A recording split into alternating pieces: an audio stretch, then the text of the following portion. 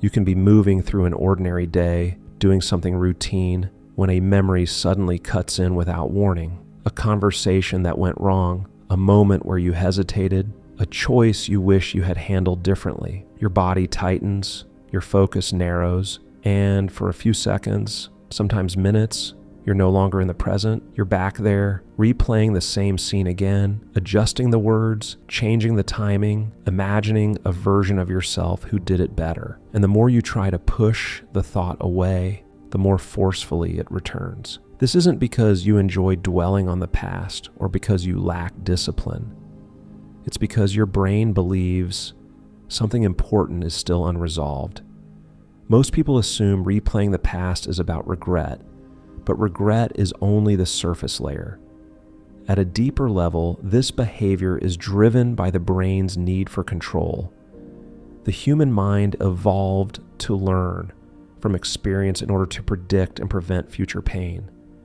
When an event ends without emotional closure, your brain doesn't file it as finished. It leaves the loop open. So it returns to it again and again, not to punish you, but to search for a better outcome that could protect you next time. The replay is not nostalgia. It's a safety mechanism that's working overtime. Neuroscience helps explain why these memories feel so vivid. Emotionally charged experiences are stored differently from neutral ones. When something triggers shame, embarrassment, rejection, or loss, the amygdala marks it as high priority. The hippocampus then stores the details with extra clarity.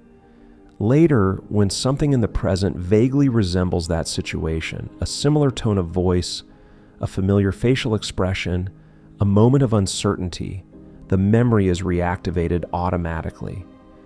And because the brain doesn't clearly distinguish between remembering and reliving, your nervous system responds as if the event is happening again. Your heart rate shifts, your muscles tense, your thoughts narrow. The past becomes present inside your body. This is why logic alone rarely helps.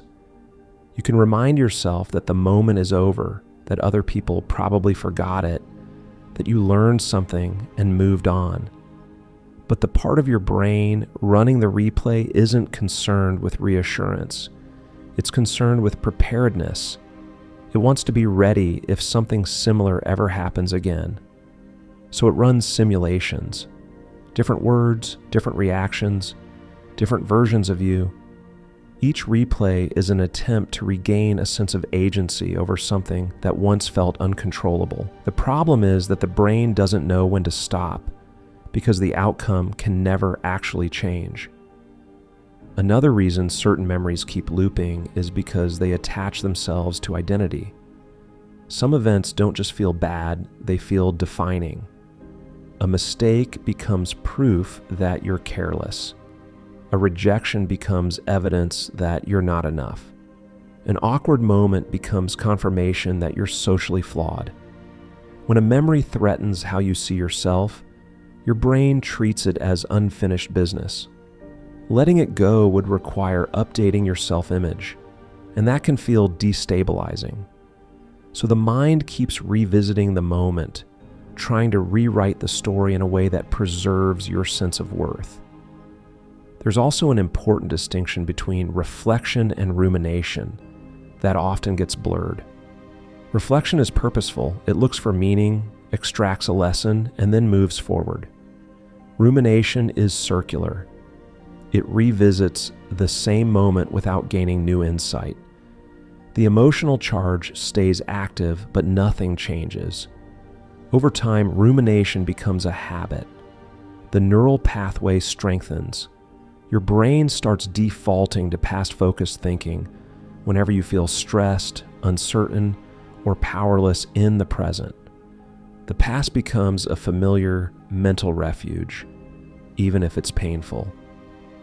Modern life quietly reinforces this pattern. We live with fewer natural interruptions and more mental space. Silence is often filled with scrolling, and scrolling often exposes us to other people's progress, confidence, and curated success. When your present feels unclear or ungrounded, your mind searches for certainty. The future feels unknown, the present feels unstable, but the past, even when painful, is known. So the brain turns backward, replaying what it understands rather than facing what it can't yet predict. Importantly, replaying the past doesn't mean you're weak or stuck. It usually means you're conscientious, self-aware, and emotionally invested. People who don't care rarely replay anything. The problem isn't that you remember, it's that your brain doesn't recognize when the lesson has already been learned. Without that signal, it keeps the memory active as a warning, assuming that repetition equals preparation. So how do you give your brain permission to let go? Not by forcing yourself to stop thinking, and not by distracting yourself endlessly. Suppression often backfires, strengthening the loop. The shift begins when you change the question you're asking. Instead of replaying the moment to fix the outcome, you ask what information it already gave you. What did you learn about your boundaries, your values, your limits, or your needs? When the brain senses that meaning has been extracted and integrated, the urgency to replay begins to fade. It also helps to bring the memory into awareness intentionally, rather than letting it ambush you. Writing it down, speaking it out loud, giving it a clear beginning and end. When a memory stays vague, the nervous system keeps it active. When it's articulated clearly, the system relaxes. This isn't about analyzing the past endlessly. It's about acknowledging it fully, so your brain no longer needs to keep it running in the background.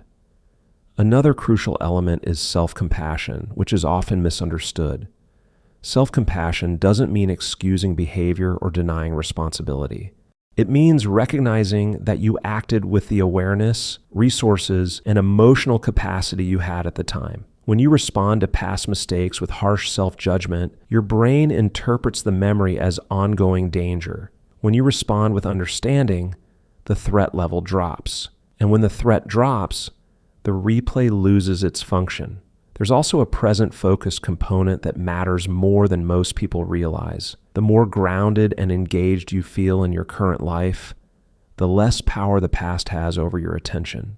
Rumination thrives in emotional idle time. When your present feels meaningful, the mind has less reason to keep searching backward for answers. This doesn't mean staying busy. It means cultivating moments where you feel oriented, purposeful, and connected to what's happening now. Over time, something subtle begins to change. The memory still exists, but it arrives with less intensity. It feels more like a reference than a threat. You can think about it without being pulled inside it. And that's when you realize something important. The past didn't stop repeating because you forgot it. It stopped repeating because your brain finally understood that you're no longer in danger, that the lesson was learned, and that the moment no longer defines who you are. Replaying the past isn't a sign that you're broken. It's a sign that your mind is trying, imperfectly, to protect you.